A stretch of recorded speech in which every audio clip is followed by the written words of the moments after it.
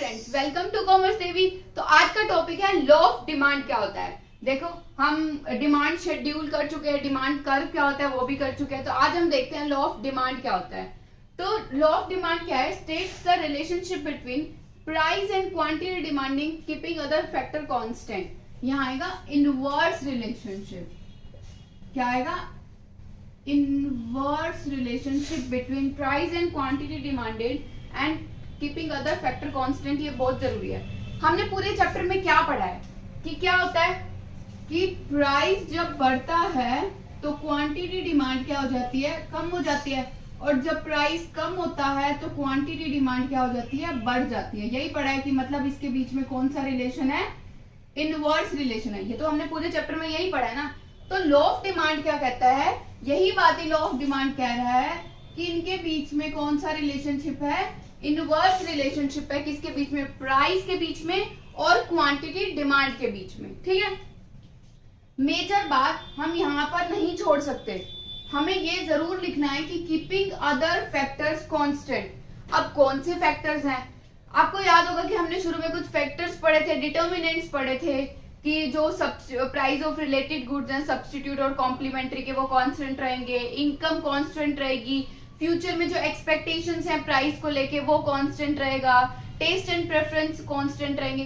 तो ये सब क्या है? ये सब फैक्टर्स हैं जो कांस्टेंट रहेंगे एक्सेप्ट प्राइस। प्राइस कांस्टेंट नहीं रहेगा। इसमें प्राइस और क्वांटिटी डिमांड के रिलेशनशिप को ही दिखाया है। लॉ ऑफ डिमांड क्या कहता है? State the relationship between price and quantity demanded. Understood? और जो दूसरे जितने भी फैक्टर्स थे वो क्या रहेंगे? वो कांस्टेंट माने गए हैं। अब इसकी एजम्पशंस क्या हैं? एजम्पशंस भी वही है। हमें फैक्टर्स लाने हैं, सिर्फ हमें ये लिखना है कि ये कांस्टेंट रहेंगे। एजम्पशंस मतलब कुछ एजम्पशंस मानी गई हैं, वो एज इट इज हमें लिखकर आनी होती हैं। जैसे कि प्राइस ऑफ सब्स्टिट्यूट गुड्स मतलब रिलेटेड गुड्स, जो दूसरी किसी चीज के बदले में किसी दूसरी गुड्स को यूज कर सकते हैं, वो सब्स्टिट्यूट गुड्स होते हैं। तो उनके जो प्राइस है वो कांस्टेंट रहेंगे। जो इनकम है वो सेम रहेगी। जो कॉम्प्लीमेंट्री गुड्स के प्राइस है वो कांस्टेंट रहेंगे। कोई भी एक्सपेक्टेशंस नहीं होंगी फ्यूचर में कि प्राइस चेंज होगा। जो टेस्ट एंड प्रेफरेंस है remain constant. Season and weather remain constant. तो ये सारी क्या हो जाएंगी? ये एजम्पशंस हो जाएंगी। अंडरस्टूड? तो ये हमें एज इट इज वहां पे लिख कर आनी है। अगर हमारा क्वेश्चन आ जाता है कि लॉ ऑफ डिमांड को एक्सप्लेन करना है तो हम क्या क्या करके आएंगे? सबसे पहले तो हमें उसकी डेफिनेशन बतानी है। ठीक है, कि लॉ ऑफ डिमांड होता क्या है? There is a inverse relationship between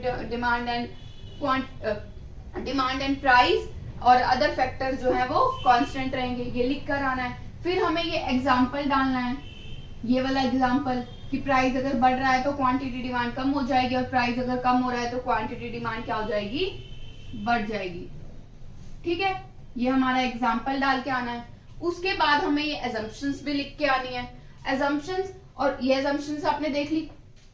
तो एजम्पशंस के साथ साथ हमें क्या करके आना है? एक डिमांड शेड्यूल बनाकर आना है। क्या कर आना है? ये एग्जांपल हो गया। देखो मैं लिखती हूँ, ये लॉ ऑफ डिमांड लिख लिया। फिर हमें लिखनी है एजम्पशंस। ठीक है, और फिर हमें लिखना है ये एग्जांपल कि प्राइस अगर बढ़ रहा है तो क्वांटिटी डिमांड कम हो जाएगी। प्राइस अगर कम हो रहा है तो क्वांटिटी डिमांड बढ़ जाएगी। एग्जांपल। फिर हमें डिमांड शेड्यूल बनाना है जो कि आप लोगों को आ ही गया होगा। और क्या बनाना है? डिमांड कर्व बनाना है। ठीक है, तो आपको फुल मार्क्स मिल जाएंगे पेपर में। क्या क्या करना है? हमें इसकी डेफिनेशन लिख के आनी है, एजम्पशंस लिख के आनी है, एग्जांपल, डिमांड शेड्यूल बनाकर आना है और डिमांड कर्व को बनाकर आना है। ठीक है, तो हमारा लॉ ऑफ डिमांड का जो टॉपिक है वो कंप्लीट हो जाएगा। और it's a very very important topic जो कि आता ही आता है। तो इस बात को अच्छे से समझ लो। ठीक है, अब देखो, एक जो मेजर क्वेश्चन कई बार आ जाता है कि रीजंस क्या है लॉ ऑफ डिमांड के, है ना। अब हम पढ़ते हैं कि रीजंस क्या है लॉ ऑफ डिमांड के। तो पहला है law of diminishing marginal utility. ये हमने कंज्यूमर इक्विलिब्रियम में पढ़ा था ना, law of diminishing marginal utility. क्या होता है law of diminishing marginal utility? कि जैसे जैसे हम किसी चीज को कंज्यूम करते जाते हैं तो उसकी जो उससे मिलने वाली जो सेटिस्फेक्शन है वो क्या हो जाती है? कम हो जाती है ना। अब हमने एक रोटी खाई, उससे हमें ज्यादा सेटिस्फेक्शन मिलेगी क्योंकि हमें बहुत ज्यादा भूख लगी थी, है ना। जैसे हम एक रोटी खा चुके होते हैं हमारी थोड़ी भूख मिट जाती है और नेक्स्ट रोटी की जो सेटिस्फेक्शन होती है वो भी कम हो जाती है ना। तो ऐसे ही जब हमारी सेटिस्फेक्शन हमें मिलनी बंद हो गई, हमारा पेट भर गया, हमने रोटी खा ली, तो क्या हम अगली रोटी खा पाएंगे? हमारा पेट तो भर गया। जब हमें सेटिस्फेक्शन ही नहीं मिल रही किसी चीज को लेके, कोई कॉमोडिटी परचेज करके जब हमें सेटिस्फेक्शन ही नहीं मिल रही, तो हम उसको क्यों खरीदेंगे, है ना? उस कॉमोडिटी को क्यों परचेज करेंगे?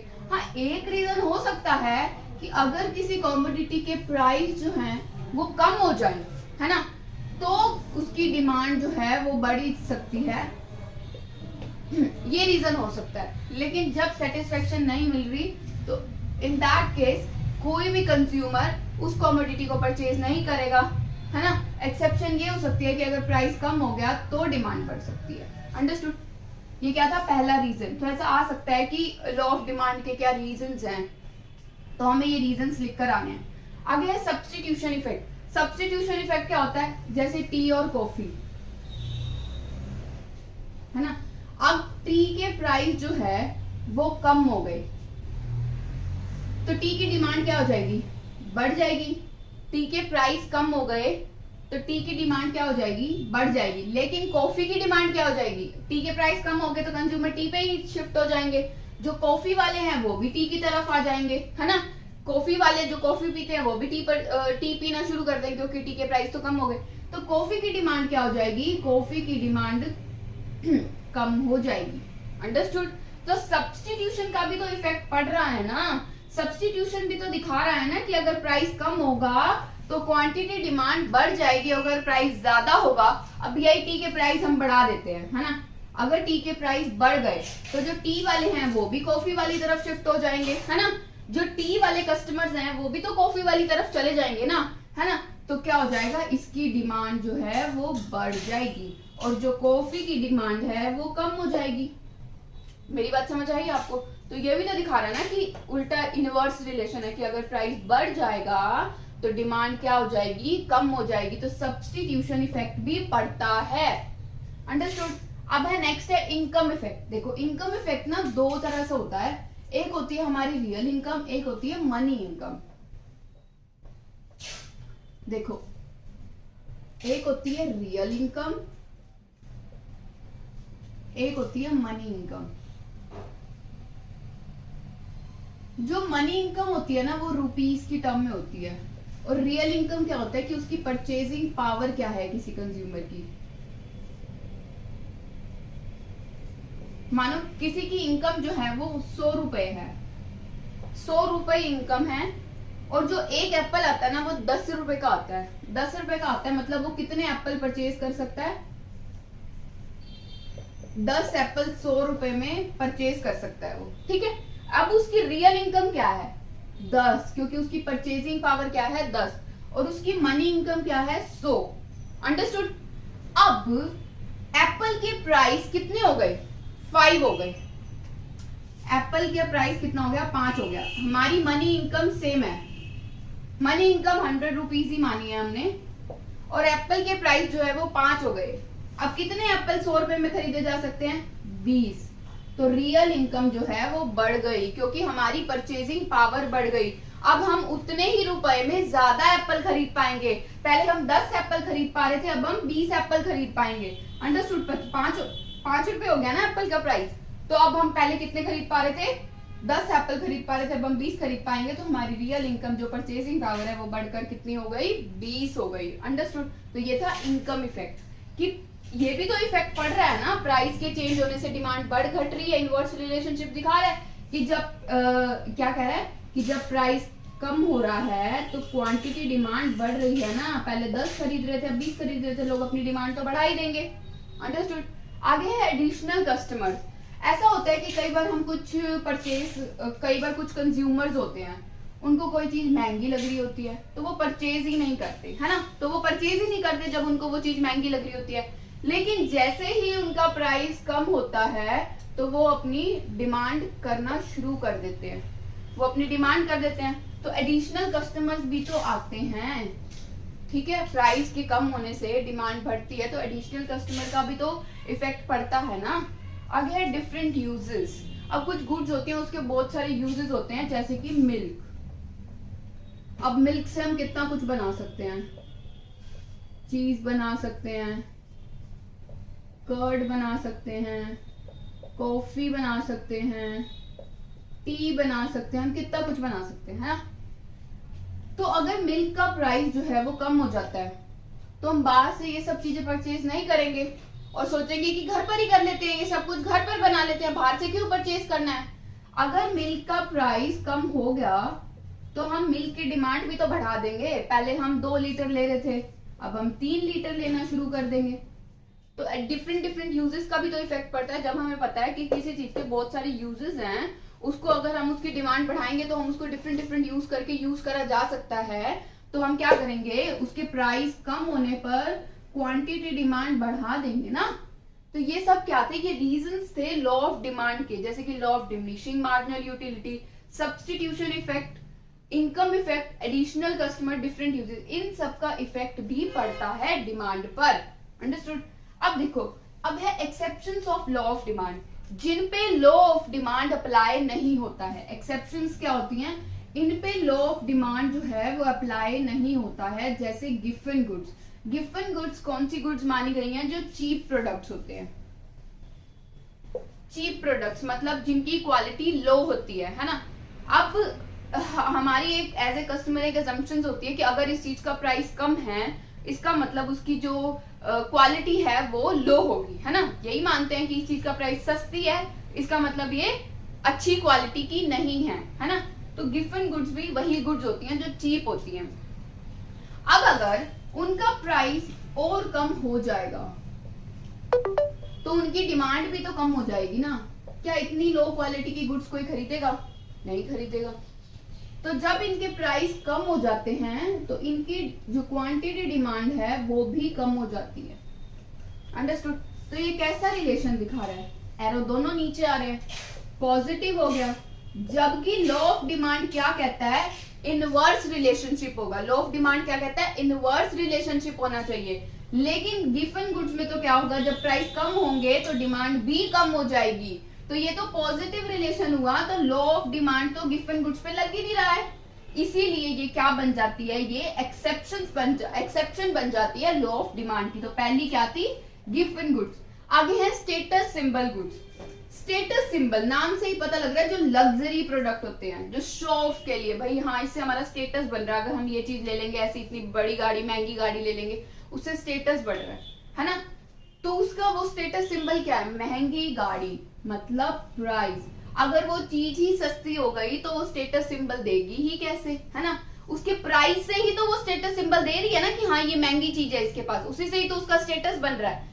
तो जब इनके प्राइस कम हो जाएंगे तो इनकी भी तो डिमांड कम हो जाएगी, और जब इनके प्राइस बढ़ेंगे तभी तो लोग स्टेटस सिंबल के लिए उसको यूज करेंगे ना, और उनकी डिमांड जो है वो बढ़ जाएगी। स्टेटस सिंबल के लिए तभी यूज करेंगे जब उनके प्राइस ज्यादा होंगे, तो प्राइस जब बढ़ जाएंगे तो इसकी डिमांड भी बढ़ जाएगी। तो इनके बीच में भी क्या रिलेशन दिखाया, पॉजिटिव रिलेशन दिखाया। और जबकि लॉ ऑफ डिमांड कहता है there is a inverse relationship between price and quantity demand, तो यहाँ पे भी लॉ ऑफ डिमांड जो है वो अप्लाई नहीं हो रहा है। तो ये भी क्या हो जाएगी, exceptions of law of demand. It is one of the exception of law of demand. आगे फियर ऑफ शॉर्टेज। अब ऐसी बहुत सारी सिचुएशन आ जाती हैं। फॉर एग्जाम्पल जैसे कोविड आया था, है ना। कोविड आया था तो जब बिल्कुल हमें लगता था कि हमें कुछ नहीं मिलेगा, तो हमने स्टॉक करना शुरू करता है। ऐसे कोई भी क्राइसिस आ जाते हैं, है ना, और हमें लगता है कि इन फ्यूचर ये चीज हमें नहीं मिलेगी, तो उसके प्राइस चाहे ज्यादा भी हो तो भी हम डिमांड करेंगे, क्योंकि हमें ऐसा लगता है इन फ्यूचर इसकी शॉर्टेज हो जाएगी। क्या हो जाएगी, शॉर्टेज हो जाएगी। इसीलिए फिर भी हम परचेज करेंगे ही करेंगे, चाहे उसके प्राइस ज्यादा ही क्यों ना हो। तो ये भी पॉजिटिव रिलेशन दिखा रहा है। इसीलिए यहाँ पे भी लॉ ऑफ डिमांड जो है वो अप्लाई नहीं हो रहा है, ठीक है। तो यहाँ पे भी नहीं हो रहा। अब है नेसेसिटी गुड्स। नेसेसिटी जो मतलब हमारे जीवन के लिए जरूरी होती है, जैसे फूड, है ना। फूड के बिना हम नहीं रह सकते। अब कल को अगर आटे का प्राइस बढ़ जाता है तो आप क्या रोटी खाना छोड़ दोगे? नहीं छोड़ोगे ना। अगर चाहे आटे का प्राइस बढ़ जाए, एक लिमिटेड क्वांटिटी में तो हम परचेज करेंगे ही, रोटी तो हम खाएंगे ही ना। अंडरस्टूड। अब मेडिसिन ले लो। अब अगर मेडिसिन के प्राइस बढ़ गए तो क्या आप मेडिसिन खाना छोड़ दोगे? नहीं, मर जाएंगे हम मेडिसिन नहीं खाएंगे तो। कैसे भी खरीदनी पड़ेगी हमको, चाहे उधार मांग के लेनी पड़े। तो अगर प्राइस बढ़ गए तो इसकी डिमांड भी उतनी ही रहेगी, है ना। मतलब हम डिमांड कम थोड़ी करेंगे। क्या मेडिसिन के प्राइस बढ़ जाएंगे तो आप अपनी डिमांड कम कर दोगे? नहीं करोगे। क्या फूड अगर उसके आटे के प्राइस बढ़ जाते हैं तो क्या आप आटा खरीदना बंद कर दोगे? नहीं करेंगे ना हम। तो ये भी किसमें आ जाएगा? इसमें भी लॉ ऑफ डिमांड जो है अप्लाई नहीं होता है। इसीलिए ये जो चारों हैं ये क्या हो जाएंगी? ये एक्सेप्शंस हो जाती हैं लॉ ऑफ डिमांड की। तो आई होप आपको समझ आया होगा। आज हमने पढ़ा लॉ ऑफ डिमांड क्या होता है, उसकी क्या एग्जम्पशंस हैं, उसका एग्जाम्पल लिख के आना है आपको लॉ ऑफ डिमांड के लिए। डिमांड शेड्यूल बनाकर आना और डिमांड कर्व बना के आना, तो आपका लॉ ऑफ डिमांड क्या हो जाता है? कंप्लीट हो जाता है। और अगर ऐसा आता है कि reasons for law of demand, क्या क्या रीजंस है वो भी मैंने आपको समझा दिए। Law of diminishing marginal utility, substitution effect, income effect, additional customers और different uses, and these all are the exceptions of law of demand. तो अगर आपको वीडियो समझ आया तो अपने फ्रेंड्स के साथ शेयर करें, वीडियो को लाइक करें, चैनल को सब्सक्राइब करें।